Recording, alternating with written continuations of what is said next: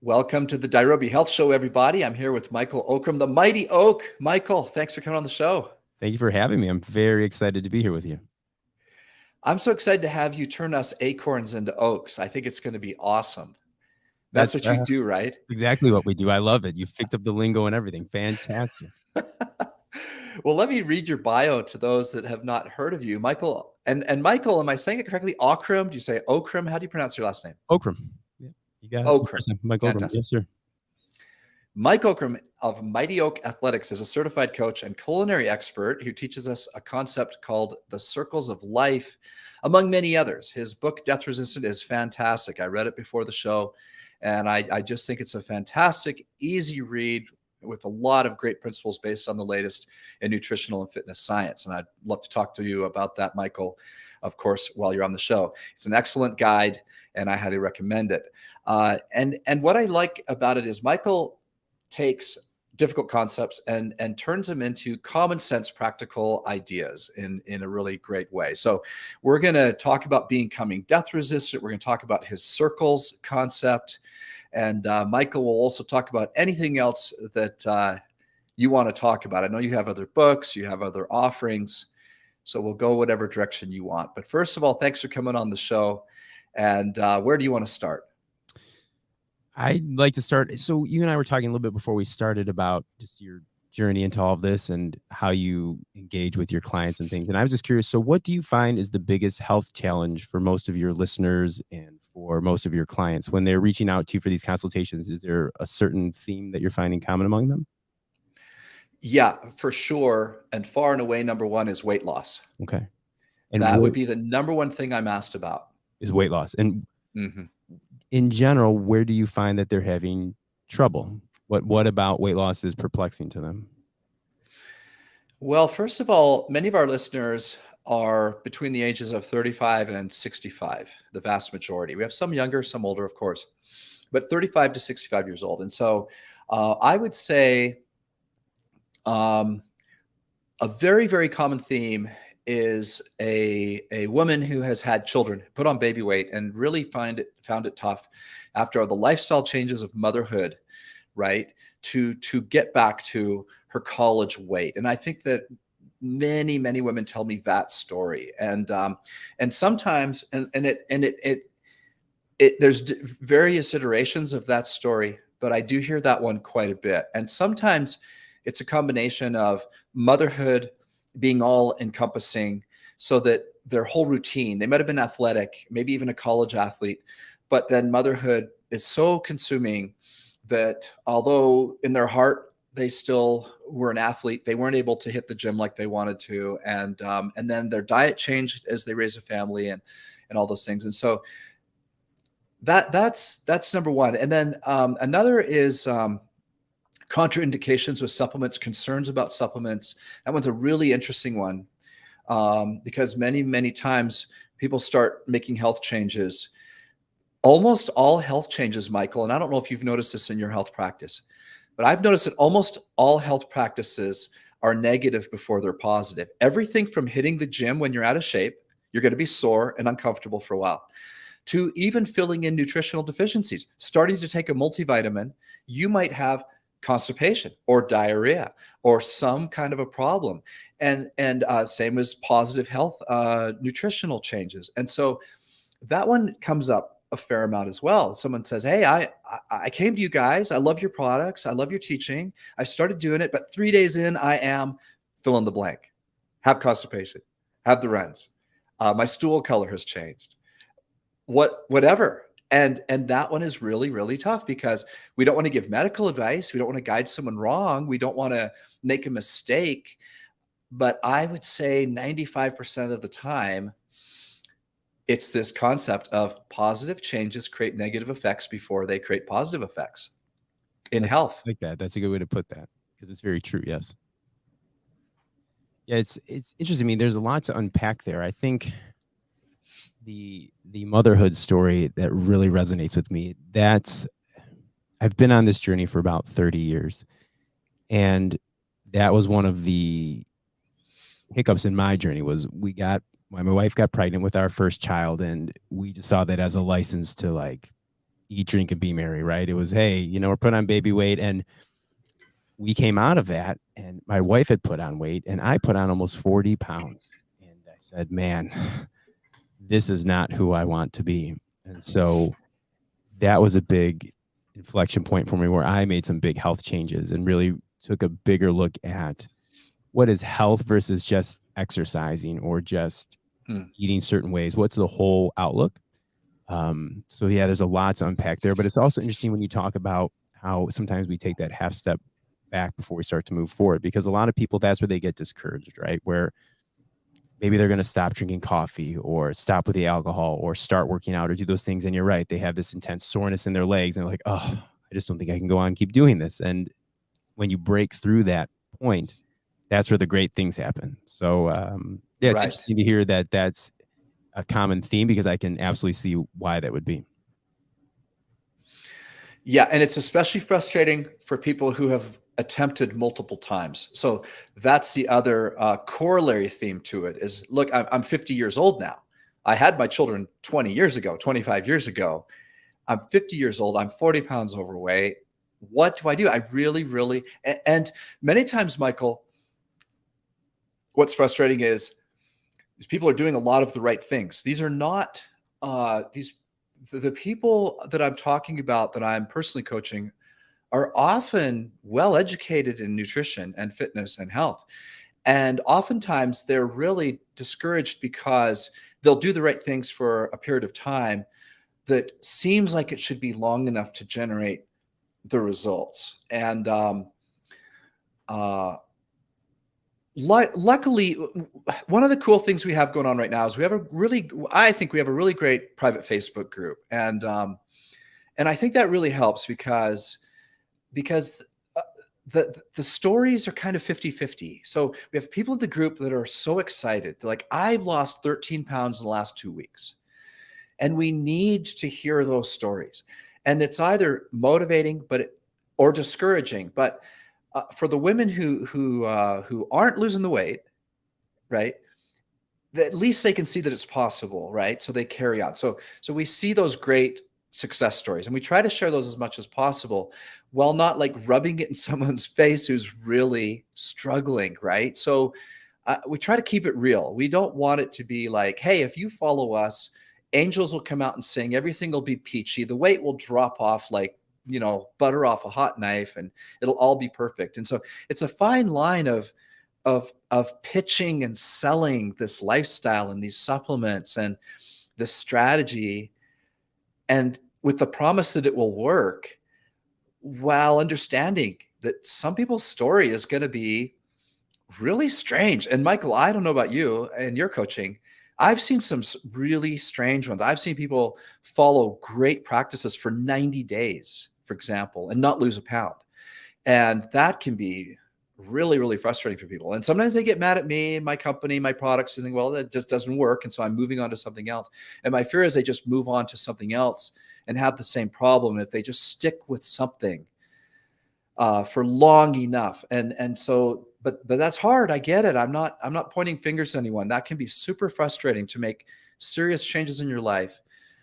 Count your calories, eat good food, try intermittent fasting, take the right supplements. And for most people, that's not the case, of course. For most people, results start to come fairly quickly. Maybe they have that initial feeling sore, going through some stomach bloating or digestion issues, whatever, the initial negative that I talked about earlier. But then after a week, they start to feel good. They've lost 2 or 3 pounds, maybe, and some more. And then generally everything starts to work. But some people, for whatever reason, their body, their metabolism is just stubborn. Yeah, I think it's interesting that the big takeaway there is the intentional community. I think that's a huge piece of it. We talk about that a lot with our groups, that you need that support network and you need that affirmation to understand that not every day is going to be a 10 and there's going to be some wins and losses. But as long as you're part of this intentional community that is working for the better good, it makes it easier to share those wins and losses. Sometimes we feel like we're alone out there on this journey, and that Facebook group is a perfect example of where people have that community and can really tie into others that are going through the same struggles and trying to achieve the same goals. So I imagine that's a huge outlet for your clients. It's a fantastic resource. I hope so. That's the goal. And, you know, we do our best. We try to post. Like I said, it's a fine line because you have to have faith. You have to have confidence. You have to be selling. You have to be selling people that they can succeed, right?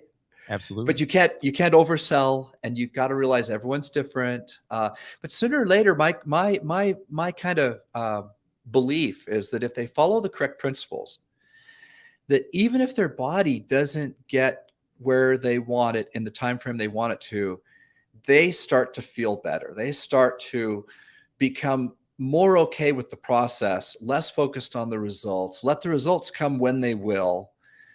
And Michael, I fall into that camp myself. I am the guy who gets slow changes in my own body. When I was a teen, I was the skinny kid. You know, I've always been, you know, thin, right? And as a teen, me and my buddies would hit the gym, right? And 90 days later, they'd all look muscular and I'd still look skinny. I'd be stronger, but I noticed other guys can make changes much faster than I can. If I want to gain a bunch of muscle, I think in terms of years, not months. And that can be frustrating because a lot of people don't take that long view. They want that instant gratification in 6 weeks, right? I've been doing that program. Why haven't I had this total body transformation? And I think that's where a lot of people get discouraged. And it's because they've been oversold. There's too many programs out there that promise too much too fast. And I've been guilty of it. And the problem is, Michael, it does work for some people. I have people lose 2 to 3 pounds a day for their first 30 days or 45 days. Those people are out there and I see them all the time. And so the problem is you just don't know. No one knows what kind of result they can get until they try the right things for long enough. But again, I just try to teach people to focus on the process, less on the result. Yeah, I agree wholeheartedly. One of the things we talk about is people need to understand there's a lot of levers that you can pull when you're talking about things like health and weight loss. You a Marvel superhero guy, a DC guy? Which one were you into? I love the Marvel shows, and we went to a lot of them on opening day. And since they all finished, since Endgame came out, me and my daughter sat and we watched all 22 of them over like 3 or 4 months. So yeah, big fan. Yeah, we're a big fan of that. So I too am a Marvel fan. However, in the DC world, they have Aquaman. And so I talk about how he has this trident. And if you think of health like Aquaman's trident, health is kind of the staff that he's holding, but you have the 3 tines that feed into it. So you would have nutrition as one of the tines, you have movement, and you have recovery. And what people need to think about is we all have our different health sins that need to be atoned for. So it's easy to say, oh, well, you just need to do these exercises. But if someone's pretty physically fit and active, that's not the lever that needs to get pulled. So I think that's where a lot of people get frustrated because they aren't clear with themselves in terms of, okay, what lever should I be pulling? Do I have a nutrition problem? Do I have a movement problem? Is it a rest and recovery problem? And then once you can identify where your health sins are at and you can atone for them, that's where people, I think, see the biggest results. But what happens with most of us, we just see the latest thing. Oh, there's this new diet I'm going to get on the diet. Well, okay, but maybe the diet wasn't the problem. Maybe you're eating fantastic. Maybe it was a movement problem. So that's where I think I encourage people to really take some time and think about where on that spectrum they're having troubles. And we talk about the circles of life. That's really, in essence, what it is, where we're trying to figure out, okay, on that continuum, where do you need the most improvement? And I think when people take the time to really analyze that, then it's much easier to identify the solution. So you try to find where the weakness is and start there. Yeah, I would say, first and foremost, I would have people figure out which circle is yours. Is it a nutrition circle, a movement circle, or a recovery circle? And then within that, you can start to drill down and identify, oh, well, it's a nutrition thing. Yeah, it's because you live on sugary drinks or you're having pizza for breakfast. Or if it's a recovery issue, oh, it's because you're drinking 17 cups of coffee during the day. I mean, you can start to drill down further.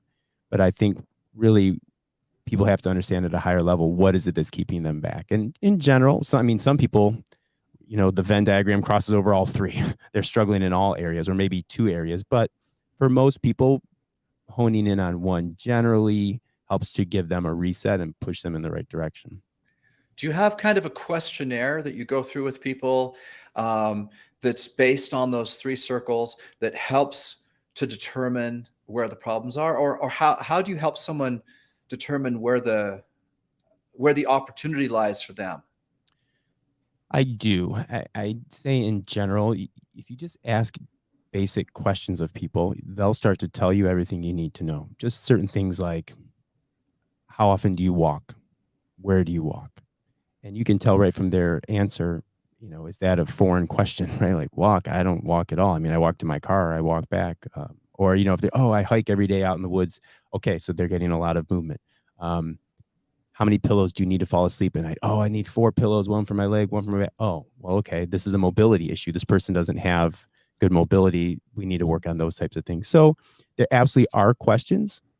And I think if I had to guess, I would say in general, most people know what they should be eating, but they're not eating what they should. They know they need to be moving more and they just don't. And as a result, that leads to then poor rest and recovery, poor sleep. But if they solve the other two, then the sleep comes. And what I tell everyone is that's where the magic happens.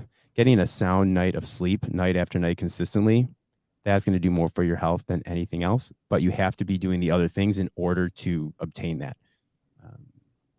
So along those lines, so things I talk with my friends and family and clients about is there's a concept we call the health savings account. And whenever you're making a food or drink choice, just think of it like you would like your bank savings account. Is this a deposit or a withdrawal? And it doesn't mean that every food choice has to be a deposit, but where people start to get into trouble is when they're making more withdrawals than deposits, just like with your bank account, then it goes in the negative.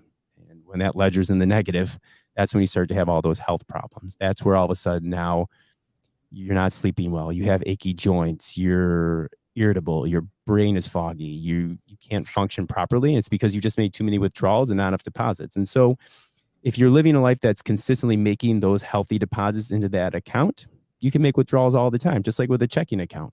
If you're consistently depositing funds into your checking account, there's no problem that if you want to take out funds and go on a vacation. The problem comes when you're not making any deposits and now you're going to go buy that nice new sports car. Well, you're going to be in the negative.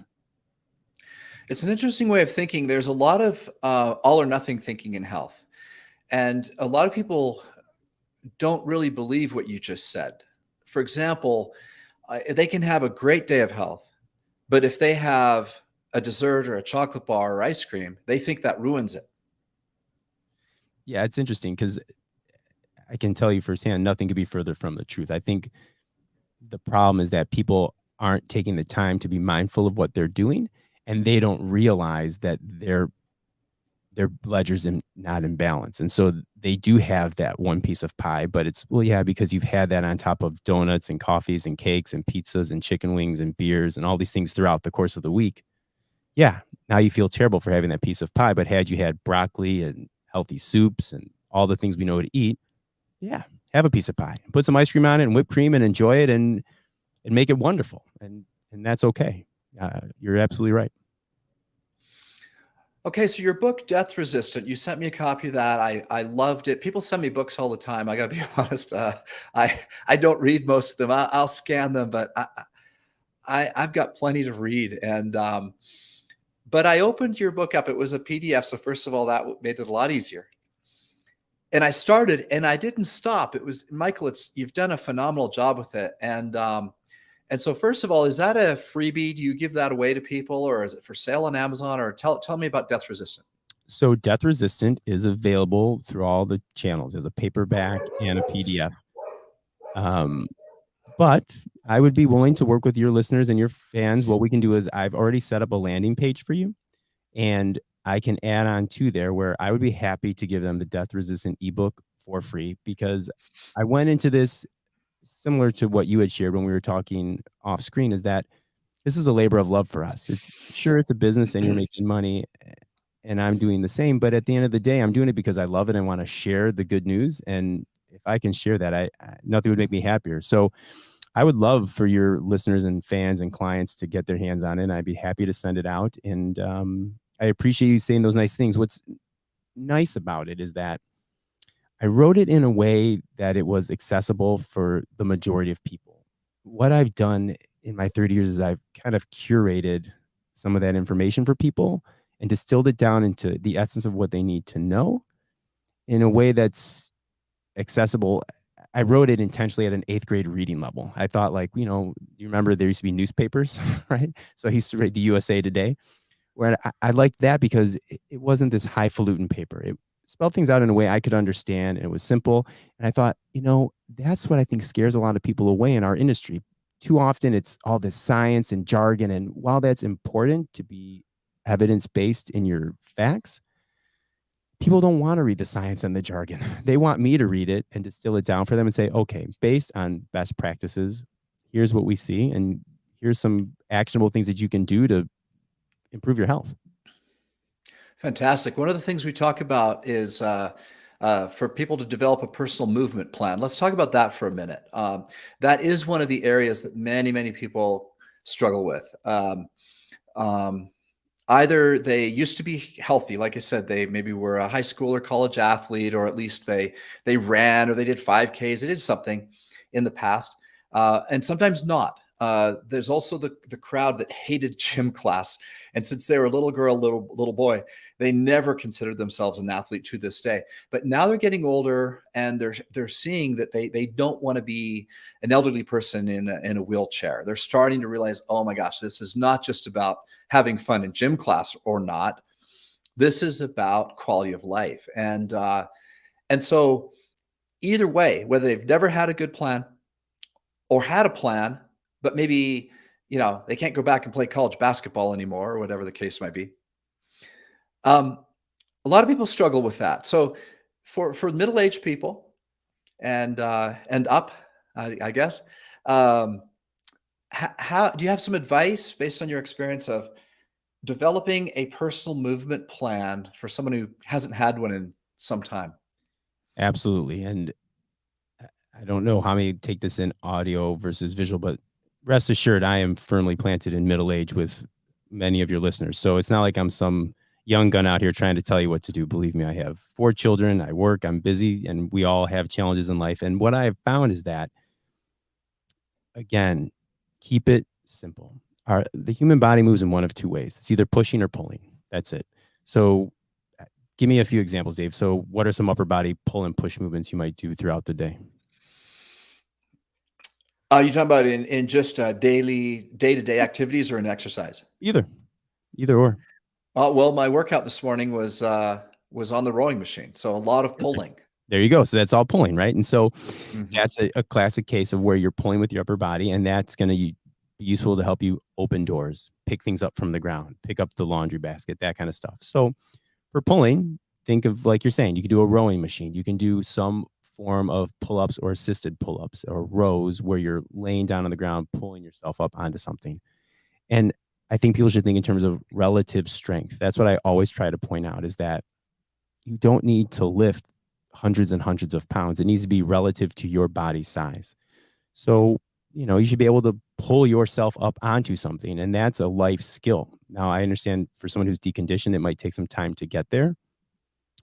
But if you need to get out of harm's way, you should be able to pull yourself up on and over something. That's just a life skill. And so that would be a relative strength for a pull. And then what about pushing? Can you think of things that you've done either for exercises or pushing in the day? Yeah, I do push-ups. I do push-ups down into rings. And I also do, yesterday, my workout was thrusters with a kettlebell in each hand, and Nice. go down on the ground and then push with, one left hand up and then right hand with the alternating kettlebell. So that's one that I like. The rowing machine is kind of my main exercise, and so then I have to compensate with some pushing because it's all, like you mentioned, it's all pulling. So push-ups, shoulder work, those are the kind of things that I do. Absolutely. And that's exactly it. And those motions that you're doing as exercise will help you so you can close the car door, put the bag in the overhead bin, all those things that you want to do in life. So in the book, we break down then, we had the circles of life, but we also then have the circles of movement. And in that, you start to see, okay, so what does that look like? Movement, there's mobility, which some people have great mobility. Maybe they can touch their toes, or some people, they can barely get their hands up over their head. There's limited mobility. There's motion, basic things we've done since we were little: crawling, walking, climbing, running, jumping. There's manipulation, moving things, moving your body, moving weights, whatever that is. We talk about how there's self-defense. That's all part of being a useful human being, being able to move, being able to defend yourself. Not that we're advocating going out and fighting, but those are all things that we've done for millennia as humans. So much like with the circles of life, trying to figure out what levers need to be pulled, I would encourage people to think about, where do they need more help? Look at those circles of movement and say, man, I'm a pretty strong guy, but I have no mobility. Okay, well, so then let's get you in a yoga class. Let's just do some light stretching. Let's get some massage. Let's work on those things that are going to improve mobility. Or, you know what? I'm a yogi and I'm very supple and can contort myself into a pretzel, but I can't lift anything heavier than a laundry tub. Okay, well, so let's do some strength and conditioning work. And that can be as simple as doing some body weight squats, like you said, some push-ups, those types of things. For other people, they're fairly mobile, but they just are inactive. They're not doing enough basic motions of the running, the crawling, the swimming, the jumping, the basic human movements. And I think, again, if people figure out where they need to atone for their movement sins, it's pretty easy then to plug and play and add small pieces to what they're already doing. Because most people are active in some of those areas. And then they just need to figure out, okay, what can I do to supplement that? You know, my wife is a great example of this. She's not a health nut. She wouldn't describe herself as a health nut. She doesn't geek out on it like I do, but she eats well. And she has a very simple plan. We have a screen above the fireplace, and our home is designed so that there's like a sitting room and kitchen kind of together. Okay. The hardwood floor in the kitchen. And the television is above the fireplace. And she goes into YouTube and she turns on Pop Sugar. Are you familiar with the channel Pop Sugar? I'm not, but now I'm going to have to check it out. Am I going to be addicted? I'm going to be upset with you about this. Well, I'm telling you, it has got hundreds and hundreds of professional workouts, and there's dancing ones and there's karate style ones, and punching and kicking. There is all types of different music. There's all kinds of trainers. And she just gets on that thing and she picks one and she just does it. And she does that 3 or 4 times a week, and she's in terrific shape. And it's so fascinating because here I am in the health industry. I'm really into it. I'm really into my workouts. I've got a plan every week, and I've often got a goal that I'm working towards. And she just turns on the TV and follows the leader and stays in terrific shape. It's amazing, isn't it? Yeah, some people, they're just fortunate in their genetic lottery, right? That it takes very little, and it's frustrating. I can empathize. My wife is very much the same way. She's just naturally long and lean, and it doesn't take much for her to stay at a healthy weight and stay healthy. But she certainly does not love it the way that I love it. In fact, she tends to roll her eyes at me a lot whenever I talk about it. Right. Yeah. We're in a similar boat. Yes. And my point there too, for those listening, is if you're trying to develop a personal movement plan, it could be as simple as that. Because Michael, as you know, a lot of people, they don't want to go to the gym. They don't want other people looking at them. And especially if they've never been athletic, it can be really intimidating to exercise in front of other people, and to be able to turn on a television and go to YouTube, which is absolutely free, and just follow a trainer. And whatever you're wearing, you can do this in your underwear. It doesn't matter what you're wearing, or no one's watching, right? So I think it's inspiring that it can be that simple. I want to change gears for a minute. In all your research and your writing, a lot has been discovered. I guess I could use the word discovered in nutrition and exercise, and even just the last 5 years, as you know. And for example, we never used to talk about sleep. In the 90s in the health world, no one talked about sleep. It's all about fat. Right? Don't eat fat. Don't eat fat, right? Everything became fat-free, and what a disservice we did to our food in that time. But things are turning around now. And in all of your research, which you obviously had to do a lot of research to do all the writing that you've done, tell us some of the things you've learned in the last few years that are maybe different or new compared to, the understanding you used to have? What do you consider the kind of the coolest, latest discoveries, so to speak? So I read a book. It's called Eat Right for Your Blood Type. And I do not subscribe to what they are promoting in that book, but I read it and I was intrigued. And in order to understand what they're talking about and eat right for your blood type, you have to know your blood type. And this became news to me. That's not readily available. I thought like, oh, well, if I had some blood panel work done or, it's on your birth certificate, I don't know. Well, that's not the case. So you have to order a blood test kit. So I ordered it from Amazon. This was a few years ago, and my kids are now older, but they were younger. And I swear I traumatized them because I had to like prick their fingers, and you're smearing the blood on this sheet and it's telling you the blood type. And, they're upset with me because there's blood everywhere. And so we figure out that 3 people in my family were type A and 3 of us were type O. And according to the book, based on your blood type, you should eat a certain type of diet, meaning type A's eat an agrarian type diet. They're more grain based, things like that. Type O's thrive on more meat and potatoes, whatever. Now, while there probably is some truth in that, what I took away was that, for so long in our world, the nutrition and health world, it's been prescriptive. Like everyone eat broccoli, or everyone eat less fat, or everyone eat meat. And I realized, we're same, but different. That some people probably do pretty well with dairy, and they can eat dairy and it's good for them and it's healthy. And other people probably shouldn't eat dairy, but we can't be prescriptive and say everyone eat dairy, nobody eat dairy.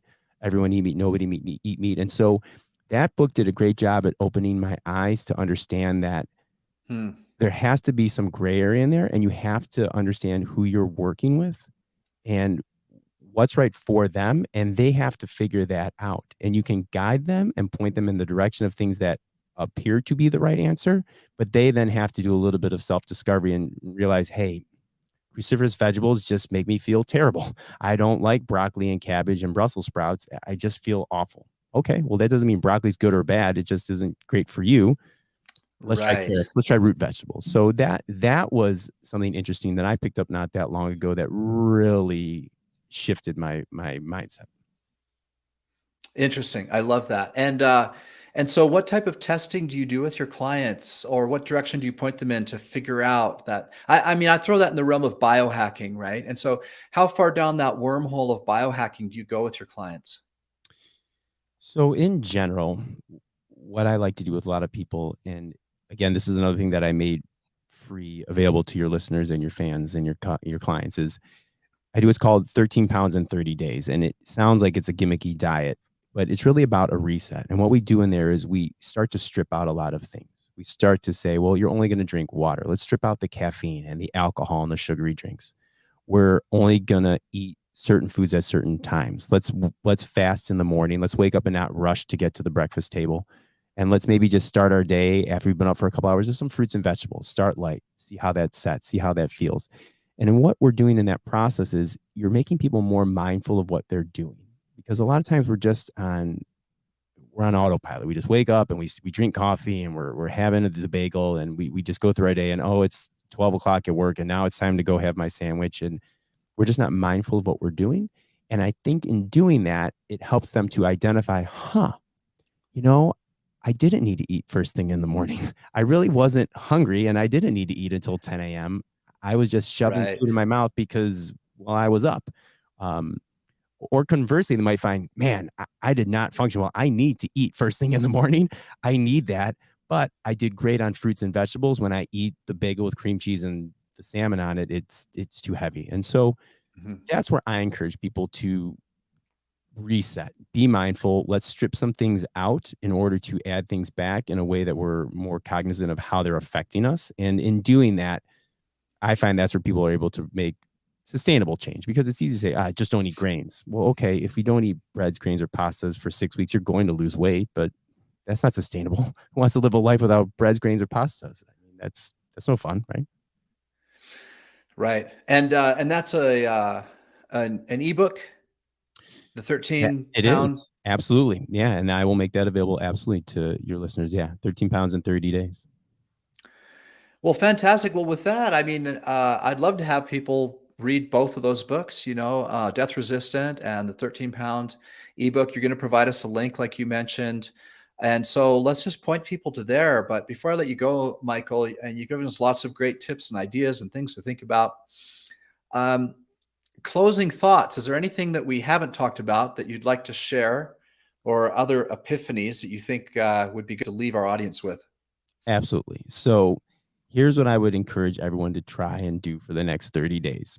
Think about the health trident and pick one of the areas where you think you can make the most improvement, whether it's nutrition, it's the movement, or the recovery. And then once you identify that, here's your challenge. So if it's a nutrition problem, what I would say is just drink water for 30 days. Try it. That means no alcohol, no sugary drinks, no coffee, no tea. And like we talked about earlier, there is going to be some pain in the beginning. For someone who enjoys coffee, it's going to be challenging, but push yourself and see what doing something just like that does for your mindfulness about how you consume other foods.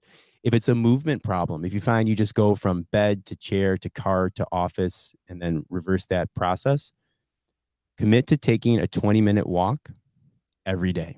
And I mean every day. And that is hard. So I'm up in the north, and here it's like 0. It's terrible. But yesterday I bundled up, I went and I took a 20-minute walk, and it was cold, but it felt great to get outside. So Nice. take a 20-minute walk. And then if you find that it's a sleep issue, you're up binge watching Netflix, or you're restless at night, try turning off all electronics, everything, phones, TVs, any screen 1 hour before bed, and at the same time every night for 30 days. So every night, if you want to be in bed by 10, every night for 30 days at 9 o'clock, 0 electronics, shut them down, and you'll probably be bored. That's okay. Just let your mind relax. And I think if you try one of those 3 things for the next 30 days, you'll be amazed at the progress you've made in your health in just that month.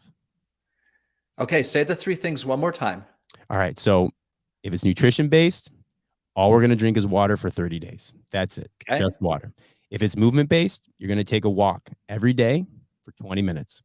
Okay. If it's sleep based, you're going to turn off every electronic 1 hour before bedtime. I love that. That's a great challenge. Yeah, we'll see how they do it. And if people want to visit mightyoakathletic.com/Dirobi, that's where they're going to be able to find all these free resources. So right now, I have the 13 pounds up there for them. And then I'll also make available the Death Resistant. And then reach out to me. Let's get connected on the socials or wherever. And like I said in the beginning, I am just excited to share health and wellness with your community. And whatever I can do to add value, I'm here, and I'd love to be a part of it.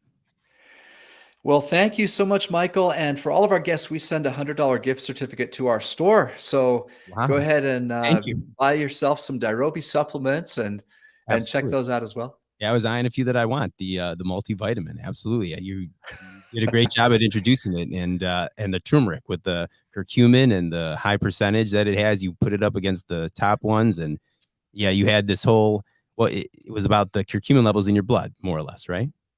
It's an amazing product. And I'd love to have you try that. We're out of the multi for about a couple more weeks. But if you order it, it'll be back ordered and you'll get it when it comes in.